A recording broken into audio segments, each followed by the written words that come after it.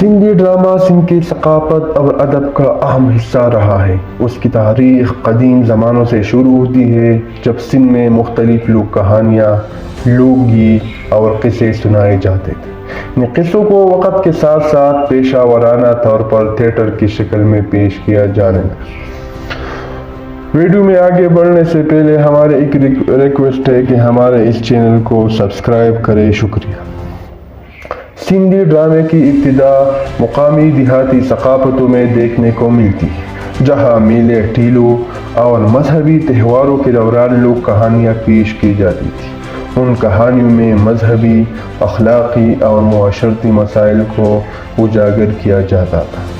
برطانوی دور میں سندھی ڈرامے جدید ڈرامے کی بنیاد رکھی گئی۔ اس وقت سندھی زبان میں مختلف ڈرامے لکھے گئے، جن میں سماجی مسائل، حب الوطنی اور اصلاحات پر زور دیا گیا۔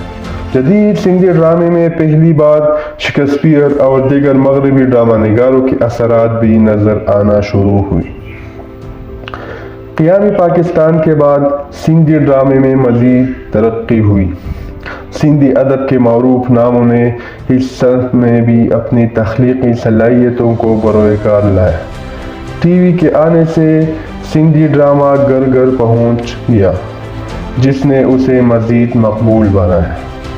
آج کل سندھی ڈرامہ مختلف ٹی وی چینلز اور تھیٹر پلیٹ فارم پر پیش کیے جاتے ہیں۔ یہ ڈرامے سندھی ثقافت، تاریخ اور روزمرہ کے مسائل کی عکاسی کرتے ہیں۔ جدید سندھی ڈرامے میں معاشرتی مسائل جیسے کہ تعلیم، خواتین کے حقوق اور غربت کو بھی موضوع بنایا جاتا ہے۔ سندھی ڈرامہ آج بھی سندھ کی ثقافتی شناخت کا اہم حصہ ہے اور اس کی مقبولیت میں اضافہ ہو رہا ہے۔